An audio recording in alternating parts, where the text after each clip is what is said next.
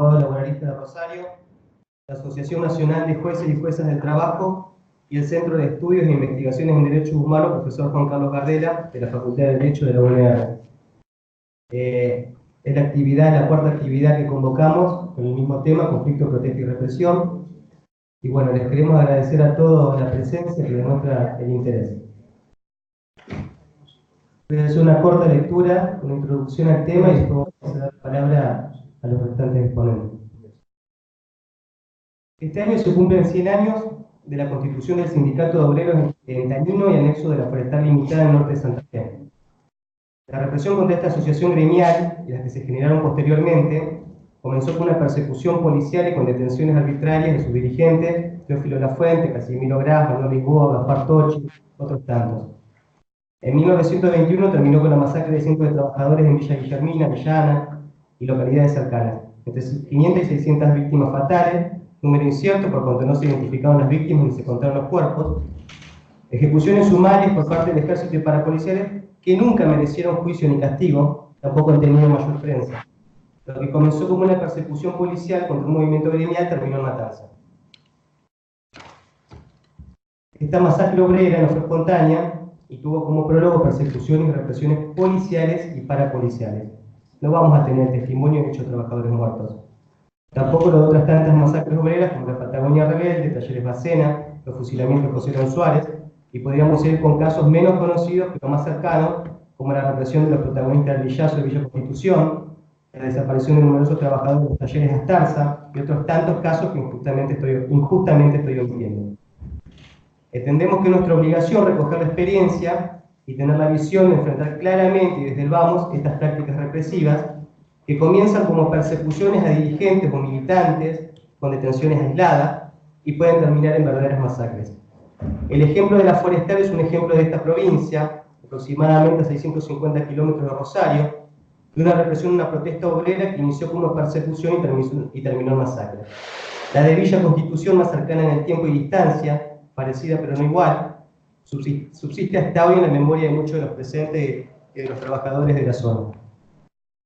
Con estos tristes recordatorios comienzo, no para asustar ni ser tremendista, sino para entender la entidad del tema que nos convoca, cómo comienzan estos fenómenos y cómo pueden terminar. El actual gobierno nacional, partido gobernante que reivindica la represión de la protesta, proclama su necesidad, resumiéndolo como un problema de seguridad. Constituye un claro ejemplo, con acierto, pero que algunos han conceptualizado como Estado penal.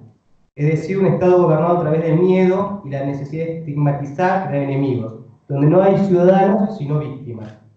En lugar de un Estado social compuesto por ciudadanos o trabajadores, se gobierna un Estado penal con víctimas, en el cual la primera consigna es el orden, como una suerte de valor supremo.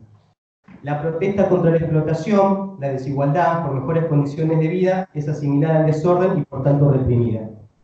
Las organizaciones gremiales y el ejercicio de los derechos que la Constitución garantiza, como son la huelga, reunión, expresarse, peticionar, sindicalizarse, muchos de ellos resumidos en el artículo 14 bis de la Constitución Nacional, y su forma de realización mediante el derecho a la protesta, si no son suprimidos legalmente, se intenta reducirlos a su mínima expresión vía represión policial o penal. Las denuncias contra jueces que no se ajustan a este mandato político y a los abogados que defendemos organizaciones obreras y sociales constituyen otra derivación de esta práctica. La represión de la protesta constituye la derogación en los hechos de aquellos derechos consagrados legal y constitucionalmente, cuya supresión parlamentaria y constitucional hasta el momento no ha logrado. Asimismo, el proceso penal posterior suele ser la forma más radical de dejar estos conflictos sociales sin solución, pues los manifestantes dejan de ocuparse de ellos para pasar a defenderse, ocupando buena parte de su tiempo de militancia en recuperar o preservar su libertad. Desde la Asociación de Abogados Laboralistas de Rosario observamos cómo los derechos laborales, fruto indiscutible de la lucha gremial, y que han nacido, se desarrollaron y ejercen en el conflicto más elemental del capitalismo, como la lucha de clases, o simplificando, la disputa permanente entre el capital y el trabajo, sufren embates constantes y sostenidos con el claro objetivo de suprimirlos. La protesta ha sido, es y será la herramienta por excelencia de la clase obrera para lograr derechos, como asimismo defenderlos ante embates como los de este tiempo. La represión de los trabajadores que reclaman ya sean organizados o autoconvocados, protestas espontáneas o planificadas, generales o por sector, cualquiera sea ese objetivo explícito del actual gobierno nacional. Esta caracterización es fácilmente atribuible a quienes actualmente ejercen el gobierno federal. Son el paradigma del Estado penal, asusando constantemente el miedo y la necesidad de reinstalar un supuesto orden vía represión que deriva en un incremento fenomenal del control social. Las noticias de represión y la protesta de todo tipo son casi diarias, llegando al extremo o absurdo de golpear, rociar con gas pimienta, detener y posteriormente procesar al fotógrafo Bernardino Ávila, que retrató a los policías que reprimieron una manifestación de feriantes vendedores de verdura en Capital Federal. Pero lamentablemente los otros movimientos y partidos políticos que promueven o reivindican un estado social o de bienestar no son inmunes a estas prácticas y muchas veces caen en su juego. La convocatoria de esta charla apunta a la crítica no solo a aquellos que reconocemos fácilmente como ejecutores de esta perversa forma de ejercer el poder, sino también una crítica más difícil, antipática, profunda, para el interior de todas las restantes fuerzas políticas que sin promoverla terminan cayendo muchas veces en ella. Los casos de represión por parte de Gendarmería de anteriores gobiernos nacionales, o el Proyecto X, y localmente, en la provincia de Santa Fe, más particularmente en la ciudad de Rosario, todos aquellos casos de represión que nunca hemos dejado de denunciar. Desde hace años vemos cómo por goteo se suceden imputaciones o procesos penales contra trabajadores y activistas por su participación en protestas, huelgas y piquetes acá en Rosario. Culminando el año 2018, en Rosario, sufrimos detenciones y procesamientos penales en las dos huelgas generales de fecha 25 de junio y 25 de septiembre de 2018, que fueron acompañadas en nuestra ciudad por amplias movilizaciones de acatamiento masivo por trabajadores y organizaciones de desocupados. Los dos paros culminaron con el lamentable resultado de delegados detenidos o imputados por toda clase de delitos. A poco de examinarse se comprueba que se está criminalizando a trabajadores y activistas organizados por el hecho de manifestarse y de parar, con el inconfesable objetivo de disciplinar a todos los demás partícipes de esta huelga. Para no estigmatizar, nombro solo los casos públicos que fueron dados a conocer en los medios. No es mi intención sobreexponer a ningún trabajador. Los delegados gastronómicos detenidos el 25 de septiembre de 2018, entre ellos un delegado de la CTA, Diego Galantini, las imputaciones por diversos delitos contra el delegado de la Virginia, Gastón Pinchetti, por su participación en una manifestación frente a una fábrica en el paro del día 25 de junio, la retención durante horas por parte de Gendarmería Nacional de una delegada del gremio de alimentación dentro del predio de la fábrica de la Virginia el día 27 de junio de 2018 a 2 días del paro. Son algunos, los últimos y de mayor difusión pública, pero hay muchos más. Reiteramos, los que sufren en forma directa son los detenidos e imputados, pero los destinatarios del mensaje somos todos. Todos los que protestamos, todos los que nos organizamos, todos los que luchamos. En momentos que la tensión se incrementa día a día, tiempos de movilizaciones, despidos masivos, fábricas tomadas, piquetes, la represión de la protesta como forma de solucionar un conflicto social constituye una práctica del gobierno nacional y lamentablemente registra reiterados casos a nivel local. Todo ello nos llama a este debate, evitando que este elemental derecho a protestar que todavía no lograron derogar sea reducido en los hechos a prácticas ineficaces, irreales, insignificantes, que nada tienen que ver con la historia y forma de ejercicio del derecho a protestar en nuestro país. Todo ello con el apoyo de algunas interpretaciones jurídicas o de algunos operadores judiciales. ¿Qué derecho podemos ejercer si no gozamos de un fuerte derecho de protesta para defendernos ante su menoscabo, su desconocimiento, su vulneración? La definición del derecho a la protesta como el primer derecho es cierta. Sin un robusto derecho de protesta no hay ningún otro derecho. Si no podemos reclamar y manifestarnos ante la pérdida de nivel de vida, de poder adquisitivo de los salarios, por despidos, por persecución gremial, ¿dónde quedan los derechos a un salario mínimo vital y móvil, de protección contra el despido, organizarse sindicalmente? Todos ellos innegable regambre constitucional. Sería la nada misma, una hipócrita enunciación de derechos sin realización efectiva posible. La reciente absolución de los metrodelegados, causa en la cual varias organizaciones gremiales y de derechos humanos se presentaron como amicus curiae, es una buena señal. No todos se prestarán a estas maniobras en el Poder Judicial. El reciente fallo de la Corte Suprema de Justicia en la causa Farfán, Julio Antonio y otros sobre amenazas agravadas también lo es, aunque con todos los reparos que merecen los fallos de la actual composición de la Corte por su innegable regresión en materia de derechos laborales. Desde la Asociación de Abogados Laboralistas no dejaremos de dar la batalla contra la criminalización del derecho de protesta, evitando ese intento de dar una solución penal a problemas sociales, permanente anhelo de patéticos dirigentes políticos. Que de una vez por todas se limite el ejercicio de las acciones penales contra manifestantes y activistas solo para los casos injustificables y que merezcan el rechazo general de todos los sectores. Y no que se busque callar conflictos sociales a través de su ejercicio indebido y innecesario. Es la cuarta jornada que organizamos por este mismo tema, desde el año 2016. Y año a año nos encontramos con más casos, con nuevas y más graves imputaciones. Esperamos, y esto lo digo con forma de invitación a todos los presentes, que la próxima nos encuentre más organizados y mejor preparados para enfrentarnos a esta práctica represiva. Dar más y mejores respuestas jurídicas y constituir una real oposición ante un escenario de inminente enfrentamiento que no elegimos, pero no podemos evitar. Les agradezco la presencia a todos y los dejo con el doctor Zaffaroni.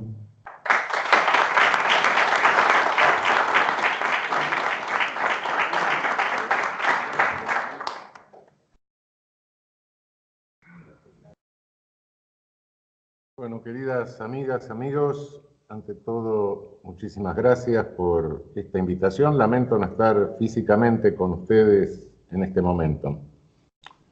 Realmente estamos viviendo una situación muy particular en nuestro país, en nuestra patria, y también la estamos viviendo en la región. Y nuestra patria no es una isla, se integra en una región, y esta región está integrada en el mundo, donde hay un esquema de poder que ha cambiado en las últimas décadas. El viejo capitalismo productivo, el viejo capitalismo de la contradicción entre explotador y explotado, esa contradicción dialéctica porque necesariamente sin el explotado no existía el explotador. Esa contradicción tiende a terminarse y a estar reemplazada por otra polarización que es la de incluido y excluido. Esto es resultado de que en el mundo entra en crisis el llamado Estado social, el Estado de bienestar, el welfare state, aquello que era la cara amable de un capitalismo preocupado por detener el avance de un totalitarismo. En realidad eran dos totalitarismos, uno en acto y otro en potencia. Dado que el otro estaba en acto, este se mantenía en alguna medida en potencia y mostraba su cara amable. Pero la cara amable, desde que se implosionó el otro, termina, y entonces este totalitarismo financiero en potencia avanza, con todo se convierte en realidad. Lo que era potencia se convierte en acto. Eso es lo que estamos viviendo en el planeta, en el hemisferio norte. Es decir, los directivos, CEOs, las corporaciones transnacionales ocupan el lugar de la política, le ponen sitio a los políticos en poder se convierten en meros lobistas de las corporaciones transnacionales con sede en sus países, y esto repercute sobre toda nuestra región en una nueva forma de colonialismo, es decir, en un tardo colonialismo que nos va sometiendo, no ya con la presencia física, militar, que se da en algunas regiones, pero fundamentalmente nos somete a través del endeudamiento. Esto que estamos viviendo en toda la región repercute en nuestro país. Cuando escuchaba al compañero expresar estas consecuencias, el Estado penal, el Estado social reemplazado por el Estado penal, la pretensión de criminalizar la protesta social, es decir, de criminalizar un derecho, el derecho a la protesta. El argumento de que en un Estado de derecho no se puede hacer protesta porque están abiertos los carriles legales es absurdo. No hay Estado de Derecho perfecto en el que los carriles legales funcionen de una manera totalmente lubricada, perfecta. No, eso no existe. Obviamente que hay conflictos en toda sociedad. El conflicto es el motor de la dinámica social, el cambio de la transformación social, y toda sociedad humana es por esencia dinámica. Y pretender criminalizar la protesta es justamente pretender criminalizar o detener la dinámica de la sociedad. Efectivamente, sí, estamos viviendo momentos en que suceden cosas graves. Por lo menos en las décadas que llevamos de gobiernos constitucionales, no se habían visto tentativas de la gravedad de las que estamos viviendo en este momento. Me refiero concretamente a algunas cosas internas del Poder Judicial. Traslado de jueces por decreto, cosa bastante inédita, y lo que es peor aún, persecución de jueces por el contenido de sus sentencias. Esto es insólito en la historia judicial de nuestra patria. Realmente a lo que estamos asistiendo es a la verdadera crisis, no ya del Estado social, sino directamente del Estado de Derecho en nuestro país. Quisiera hacer algunas referencias, breves por cierto, para esclarecer un poco que todo esto regionalmente y en nuestra patria tiende a imponer un programa conforme a esta colonización de la deuda que nos va exigiendo condiciones cada vez más precarias de lo que fue otrora el Estado social. Si bien nosotros no hemos llegado a tener plenamente un Estado social, en América Latina esto fue prácticamente imposible. Hubo movimientos populares que nos acercaron al modelo de Estado social, pero nunca tuvimos el Estado social que había tenido Europa, por ejemplo, después del Plan Marshall, etc. De todas formas, teníamos la aspiración de lograrlo. Teníamos la aspiración de poder incorporar a ese modelo de Estado a la totalidad de nuestros pueblos. Esa aspiración hoy se ve frustrada por una manifiesta regresión que en lo que hace a las relaciones laborales se traduce concretamente en todas las tentativas, en algunos casos, en algunos países exitosas, de la llamada precarización laboral. Quisiera recordar que la precarización laboral constituye una agresión y un injusto de carácter internacional en nuestra región. En el derecho internacional que rige el sistema de derechos humanos de nuestra región, debemos tener en cuenta que el artículo 14 de la Declaración Americana dispone: toda persona tiene derecho al trabajo en condiciones dignas y a seguir libremente su vocación. Esta disposición resulta relevante para definir el alcance del artículo 26 de la Declaración Americana, que es el que consagra los llamados derechos sociales. Recientemente, la jurisprudencia de la Corte Interamericana de Derechos Humanos ha reconocido la exigibilidad jurídica de los derechos sociales. Parece que esto es una verdad de perogrullo, pero sí se ha discutido mucho en el ámbito de la jurisdicción internacional. Creo, de mi parte, que un derecho que no es exigible jurisdiccionalmente no es un derecho sino una mera manifestación de buena voluntad.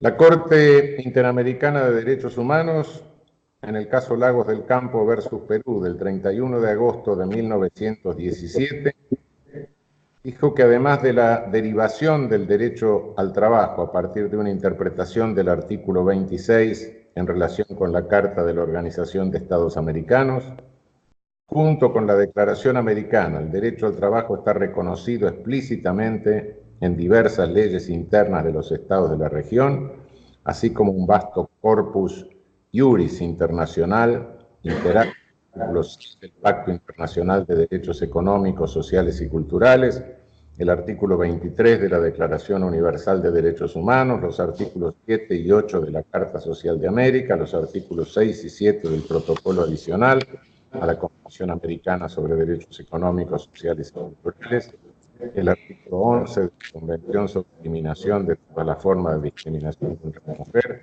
el artículo 32.1 de la Convención sobre Derechos del Niño, así como el artículo 1 de la Carta Social Europea y el artículo 15 de la Carta Africana sobre los Derechos Humanos de los Pueblos. La Corte, en esa misma sentencia, añadió que el Comité de Derechos Económicos, Sociales y Culturales, en su observación general número 18 sobre el derecho al trabajo, expresó que este mismo implica el derecho a no ser privado injustamente del empleo. Y aquí el quid de la cuestión en lo que se refiere a la precarización laboral. Realmente la jurisprudencia internacional se inclina en el sentido de que no basta con que los estados garanticen el derecho a través de acciones, pueden lesionar este derecho a través de omisiones. El hecho de no proteger a los trabajadores frente al despido improcedente, esa omisión del Estado constituye un injusto de carácter internacional conforme al derecho de los derechos humanos en nuestro sistema regional. Quiero aclarar que en Lagos del Campo se dijo también que la estabilidad laboral no consiste en una permanencia irrestricta en el puesto de trabajo, sino de respetar el derecho, entre otras medidas, otorgando debidas garantías de protección al trabajador, a fin de que en caso de despido se realice este bajo causa justificada, lo cual implica que el empleador acredite las razones suficientes para imponer dicha sanción con las debidas garantías. Respecto a este caso Lagos del Campo, resulta de gran relevancia hacer hincapié en la decisión histórica tomada por la Corte, como les decía hace un momento, al declarar la justiciabilidad de los derechos económicos, sociales, culturales y ambientales. Otro precedente destacable de la Corte Interamericana de Derechos Humanos es la sentencia de trabajadores de la Hacienda Verde de Brasil del 20 de octubre de 2016. La precarización del trabajo es un primer paso para terminar, en casos extremos, en la trata con fines laborales. El caso de la Hacienda Verde de Brasil justamente era un caso de esta naturaleza.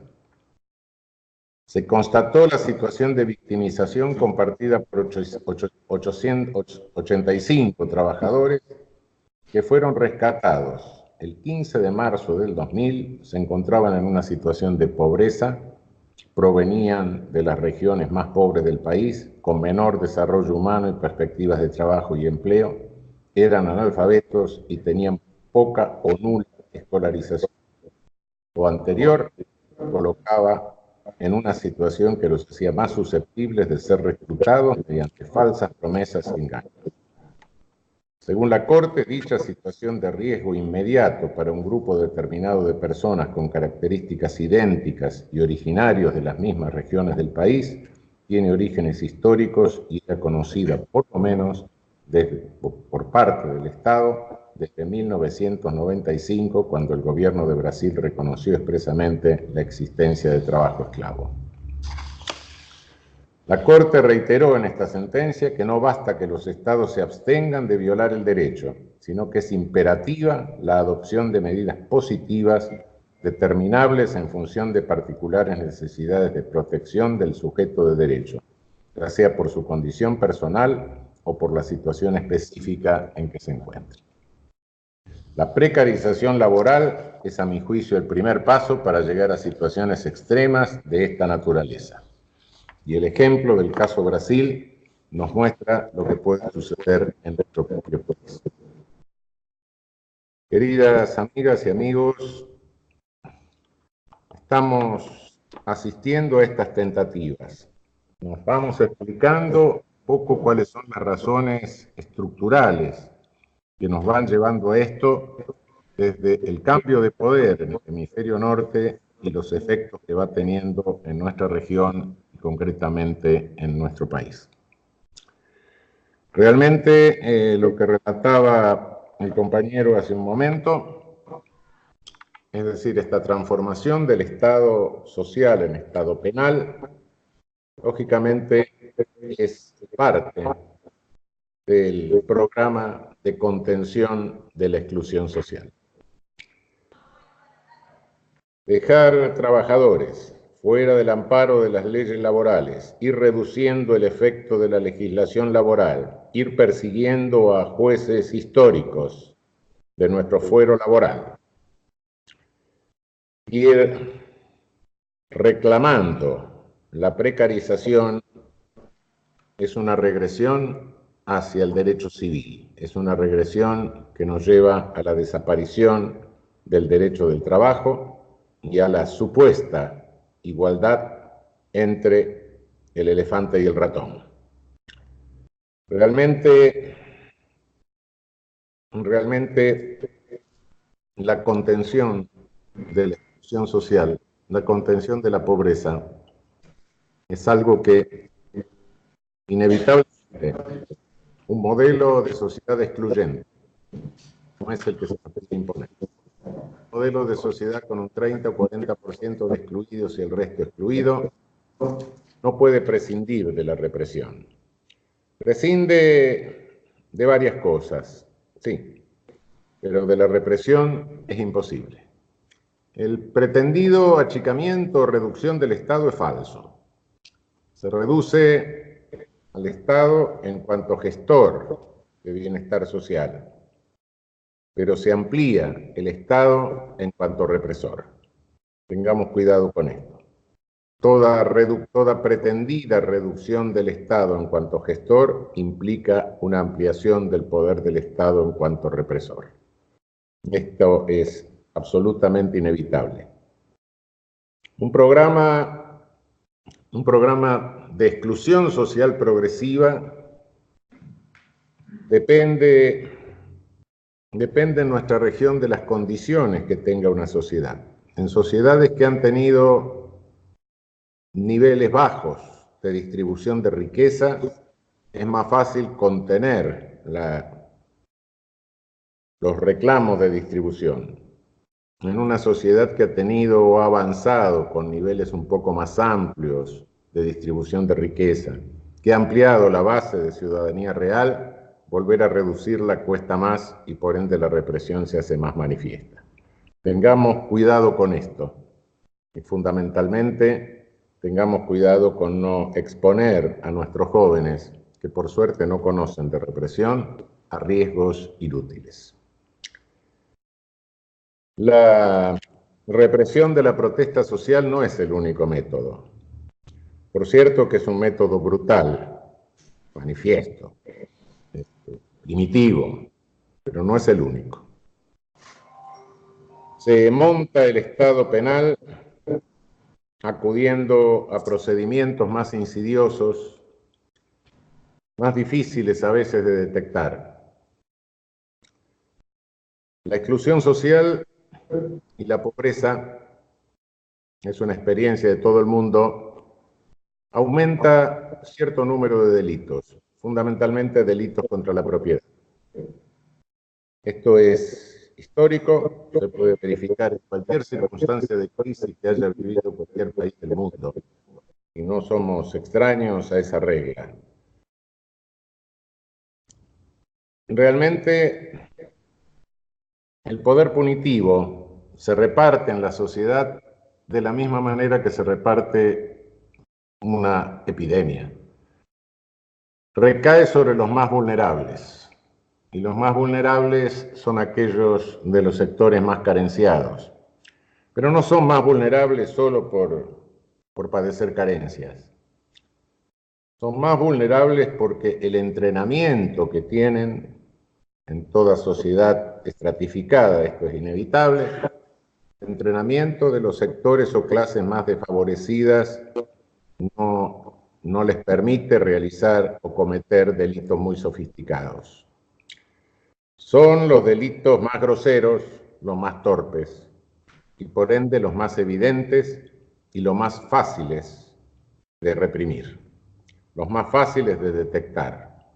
Por decirlo de una manera grosera, diría que en una villa miseria, en un barrio precario, bueno, no se aprende a fundar un offshore, no se aprende a evadir impuestos, no se aprende a fundar un banco y quebrarlo. Cuanto más se podrá aprender a saltarlo. Las fuerzas de seguridad hacen lo que hace cualquier burocracia, es decir, hacen lo más fácil. Y lo más fácil es detectar las conductas más torpes y más primitivas. Por eso es que en todo el mundo las cárceles están llenas de pobres.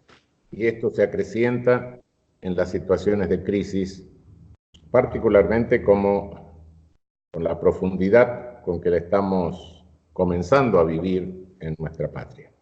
Todavía aquí no hemos llegado al fondo. Esto se va a producir el día en que ya nos quedemos sin dólares, como resultado de este programa de endeudamiento acelerado a que nos ha sometido el actual gobierno. Esto lleva a una selectividad en la distribución del poder punitivo, una selectividad criminalizante. Pero cuidado, la selectividad no es solo criminalizante, también es victimizante. Es decir, cuanto más alto está en la escala social alguien, menos vulnerable a la victimización es.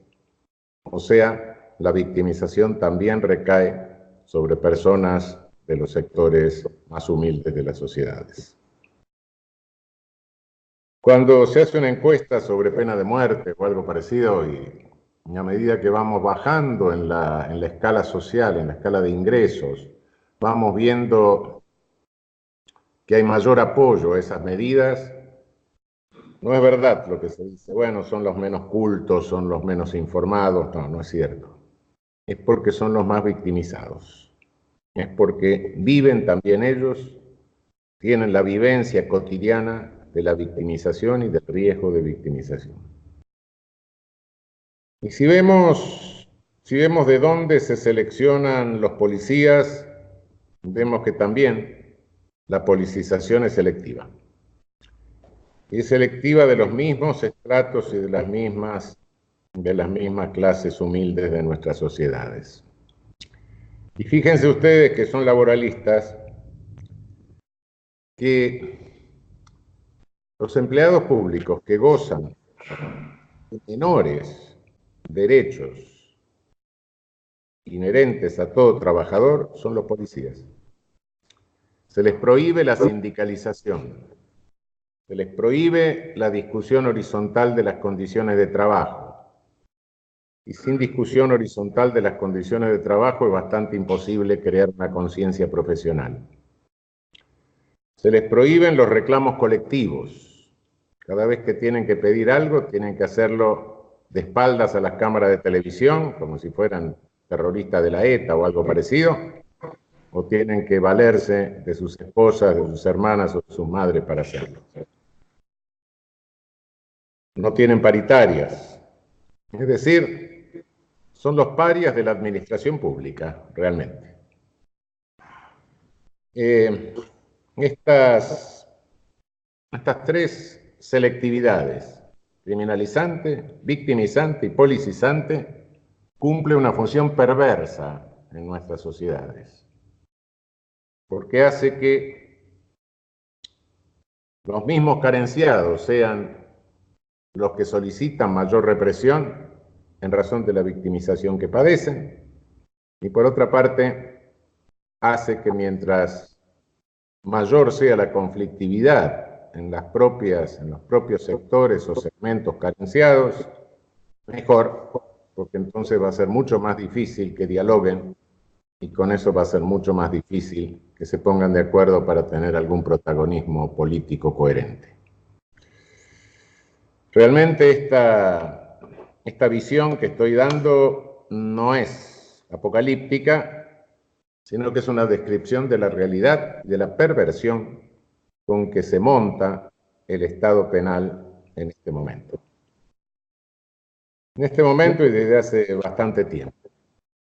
Ya no se controla a los excluidos ni a los marginados a través de los cosacos del zar ni con tanques de guerra. Los cosacos del zar ya no existen, los zares tampoco, y los tanques de guerra no sé si funcionan.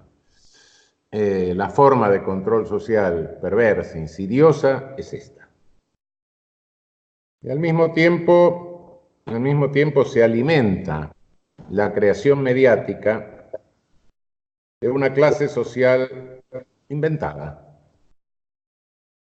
Efectivamente.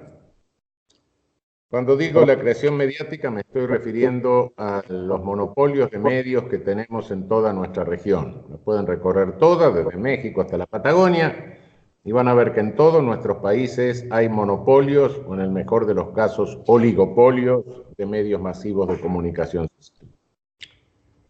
No es que estos medios masivos, estos monopolios o oligopolios estén al servicio de corporaciones transnacionales de los intereses del hemisferio norte. No están al servicio. Son corporaciones transnacionales. Y por ende, comparten la red de vínculos de estas corporaciones. Siendo así, a través de ellos se crea un grupo, una clase, se inventa, una clase que no existe en la sociedad, pero la mayor parte de la población se cree que existe, una clase de parias. Cuando hace más de 100 años Max Weber explicaba cuál era la función de la clase de parias, de la casta de parias en el sistema de castas de la India, decía, bueno, la India tiene que tener una casta de parias porque eso es lo único que permite que todos los demás se sientan superiores. Y efectivamente, esta era la función que cumplía en la sociedad de castas de la India, pero también esta clase inventada, esta casta inventada por nuestros medios masivos de comunicación, en cada país con sus características propias, es lo que permite que todos los demás se sientan superiores. Y efectivamente, así sucede. Hay países de nuestra región donde la cicatriz del esclavismo hace que esta invención se nutra con un poco más de melanina, y en otros, como nosotros, donde no tenemos esa cicatriz, la construcción se denota que es mucho más cultural. Es decir, se inventa una clase de vagos, de promiscuos, de sucios, de feos, de agresivos, de delincuentes, y todos los demás tratan de distinguirse de esa clase. No me llama la atención, ni les llamará la atención a ustedes, y muchas veces lo habrán oído de voces bastante gorilas de nuestra sociedad, los negros de la villa. Es una clase inventada. En la villa no son negros, hay de todo. Pero con esta estigmatización, lo que se logra es tratar de que todos los demás se sientan superiores, ¿no? Yo a eso no pertenezco. A eso inventado no pertenezco. Pero se lo toma como una realidad. ¿Por qué? Porque los medios de comunicación son los que construyen la realidad, nuestra realidad. Nosotros tenemos contacto con determinados fenómenos o determinados conflictos en los que estamos más o menos involucrados en forma directa, en forma inmediata, pero el resto no. El resto no lo tenemos, el resto nos enteramos a través de los medios masivos de comunicación, de la creación de realidad de los medios masivos. Y el resultado de eso es que nos determinamos conforme a esa creación de realidad, nos comportamos conforme a esa creación de realidad. De modo que El monopolio de medios o oligopolio de medios de comunicación no es una mera cuestión de libertad de opinión. Por supuesto que sí, es libertad de expresión, sí, pero es mucho más. Es creación de realidad. Es la creación de realidad que determina el comportamiento de las personas que integran esa sociedad. Esto tengámoslo en cuenta porque este es un rol protagónico, es un rol fundamental en el montaje del Estado penal que viene a reemplazar paulatinamente al Estado social y que va acompañado, como les decía hace un momento, del deterioro del Estado de Derecho. Deterioro del Estado de Derecho. Daría la impresión de que cuando uno habla de Estado de Derecho, daría la impresión de que en algún momento tuvimos un Estado de Derecho perfecto. No, eso no es cierto. No es cierto porque el Estado de Derecho ideal, perfecto, en el que todos estamos sometidos a la ley, tanto el de arriba, el de abajo, el del costado, estamos igual, sometidos a la ley. Ese Estado no ha existido nunca. Eso es un modelo ideal. En la otra punta está el modelo ideal en que todos estamos sometidos por igual a la voluntad arbitraria del que manda, el Estado de policía. Estos son modelos ideales. Todos los estados históricos, todos los estados reales, se han aproximado un poco más al modelo ideal o se han alejado del modelo ideal y se han aproximado al modelo de Estado de policía. Esta es la realidad. Estos dos modelos ideales nos sirven como ejemplos, modelos ideales que son, para poder valorar la posición de los estados históricos, de los estados reales. Pues bien, nuestro estado concreto hoy se va apartando cada vez más del modelo ideal del Estado de Derecho y se va aproximando más al modelo del Estado de policía, con estas características a las que me he referido hace un rato. Es decir, si vemos lo que está sucediendo en algunos ámbitos judiciales, y no me refiero a lo judicial en general, en el país hay como 3.000 jueces, lo que está sucediendo en algunos ámbitos de la justicia federal, lo que está sucediendo en concomitancia entre esos ámbitos y los medios monopólicos, eso que hoy llaman lawfare, bueno, realmente no tiene precedentes en nuestro país, es realmente escandaloso y esa denominación de lawfare es una denominación anglosajona moderna, pero si ustedes se toman el trabajo de buscar en el espacio virtual los 11 principios de Goebbels, se van a dar cuenta que no se distingue para nada de los 11 principios de Goebbels, solo en la nueva tecnología, en la moderna tecnología, que hubiera sido realmente el ideal de Goebbels, claro. Esta creciente persecución, no solo política, porque si fuera política ya de por sí sería grave, es decir, tener presos políticos en nuestro país es un verdadero escándalo. Pero no solo es política, no solo es persecución de la protesta, no solo es persecución de jóvenes, no solo tiene algún que otro efecto letal, sino que también es persecución de nuestro capital nacional. Y cuidado con esto.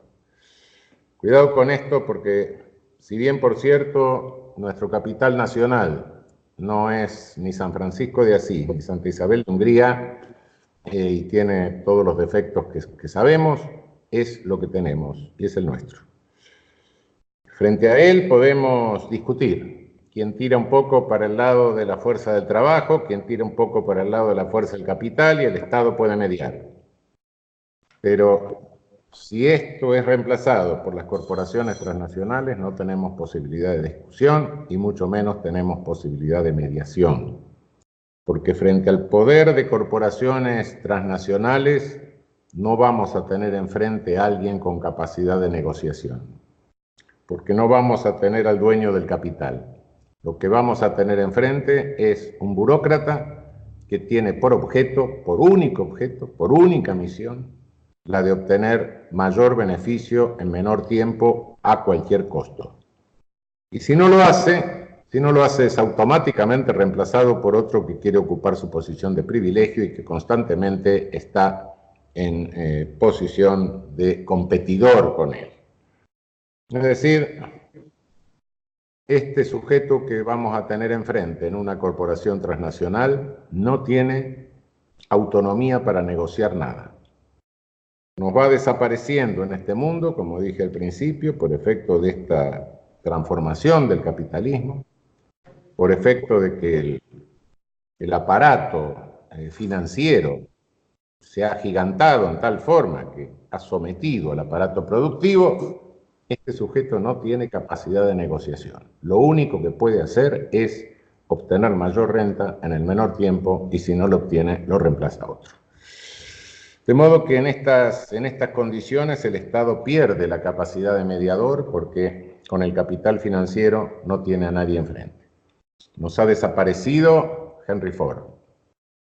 Nos ha desaparecido el gordo con cadena de oro y fumando habano de la caricatura de La Vanguardia. Eso ya no está.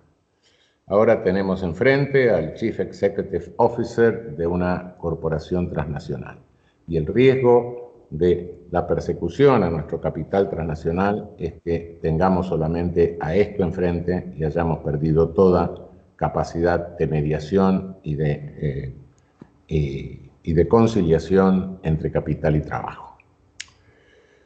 Esta es la situación en que estamos viviendo. La represión de la protesta es uno de los capítulos, pero tengamos en cuenta que se inserta dentro de este marco más general.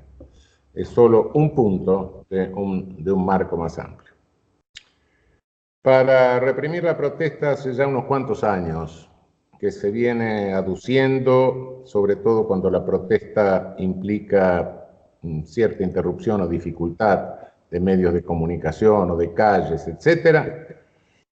Se han usado en algún momento disposiciones de carácter contravencional. Quizá el derecho contravencional en nuestro país sea el capítulo más descuidado de todo el derecho penal. Incluso hay quienes ni lo consideran derecho penal, lo consideran derecho administrativo, con lo cual lo dejan librado a la arbitrariedad policial. Recién en las últimas décadas se han desarrollado y se han establecido algunas garantías al respecto.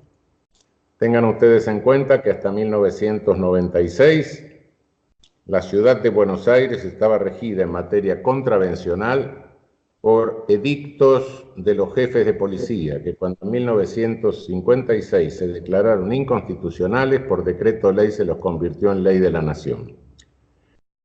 Una colección de disparates normativos que habían surgido de los distintos jefes de policía a lo largo de 100 años de historia, que fueron ley de la nación en nuestra patria.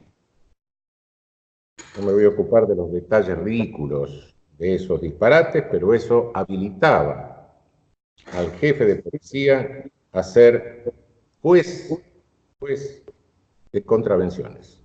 Es decir, lo que le estaba prohibido al Poder Ejecutivo por la Constitución le estaba permitido a un funcionario dependiente del Poder Ejecutivo.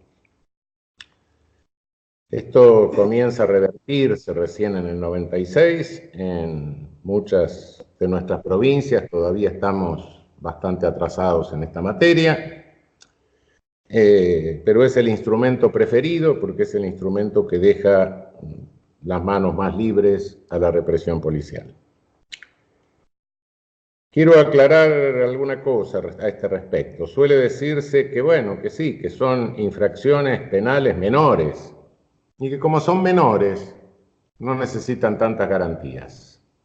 Esto encierra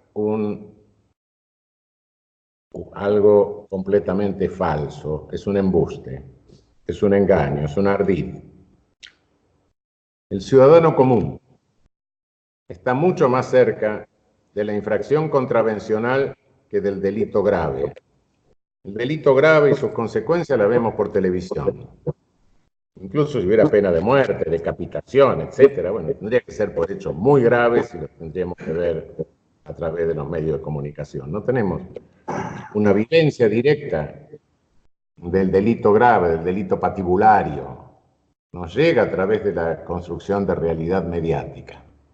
En lugar, la manifestación por el injusto pequeño, por el injusto menor, por el injusto contravencional, esa es la cotidiana y la que mayor influencia tiene en el control social cotidiano.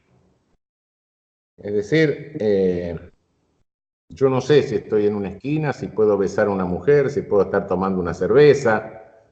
Esa arbitrariedad en la punición de la infracción pequeña es lo que tiene mucha más significación en la configuración del control social que la pena que se le puede aplicar al delito patibulario. El delito patibulario está lejos de nosotros.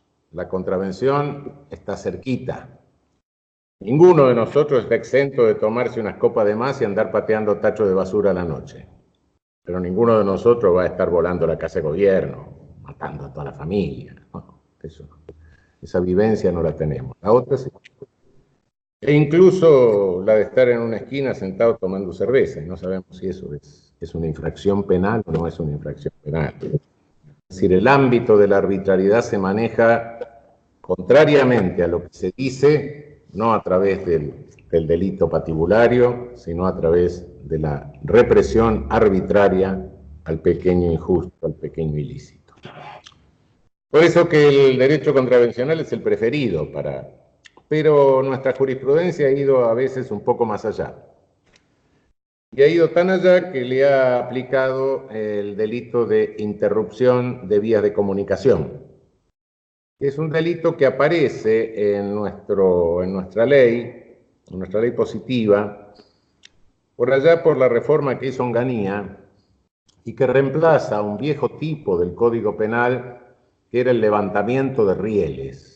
Por supuesto que en el levantamiento de rieles hay un peligro para la vida, y se supone que el tipo que lo reemplaza también requiere que haya un peligro para la vida o para la integridad física.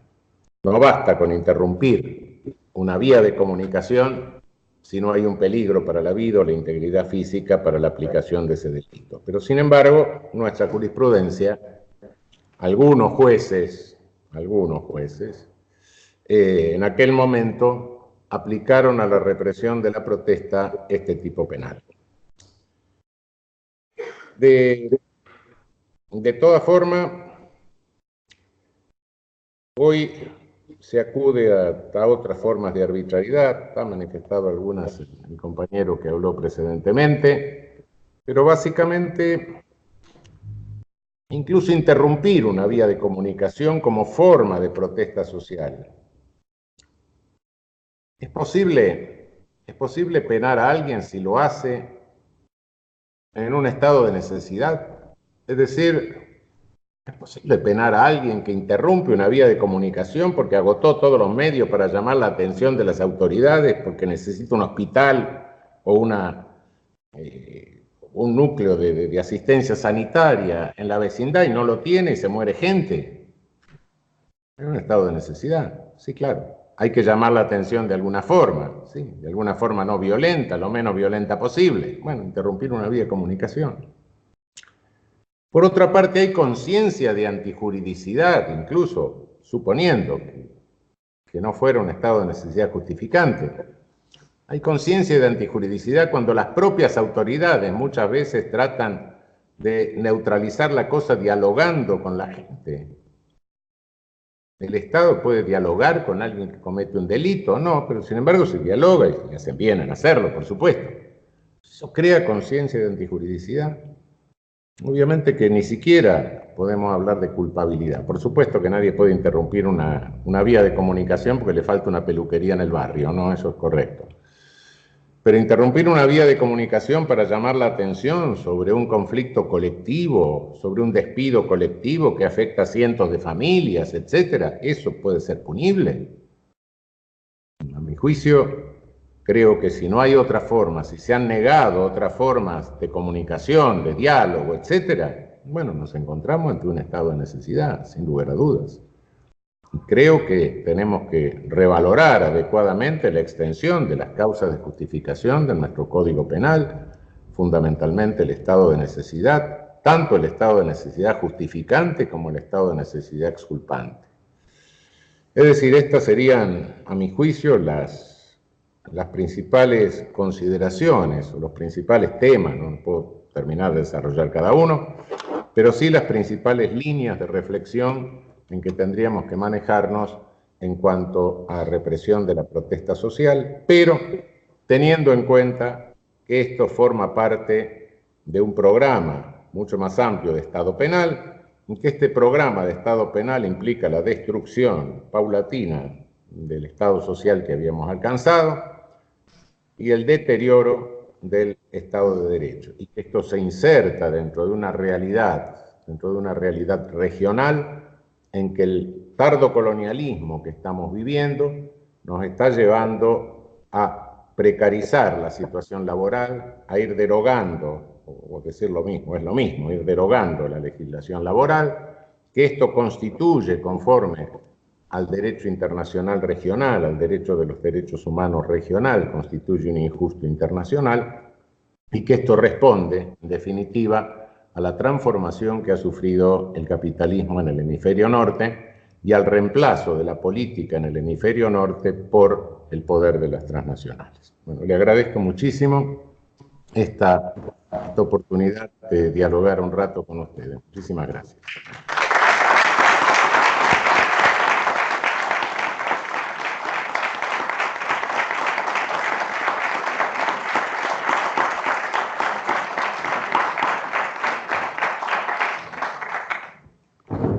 Doctor, muchas gracias por su participación y bueno, por haber seguido... No estoy escuchando. ¿Ahora? No. ¿Me escucha, doctor? Hola, hola. Sí. Ahora sí. Sí, ahora sí. Doctor, muchas gracias.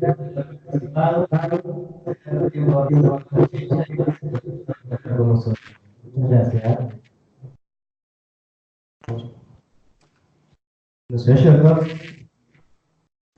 Que no se acerque mucho al micrófono. Hola. Por favor, no se acerque mucho al micrófono porque lo escucho cortado. ¿Ahora me oye, doctor? Sí, ahora lo escucho mejor. Muchas gracias por participar y haberse conectado hoy y hace tanto tiempo haber reservado esta fecha para estar con nosotros. No, por favor, ha sido un gustazo. Gracias. Un abrazo. Otro, doctor.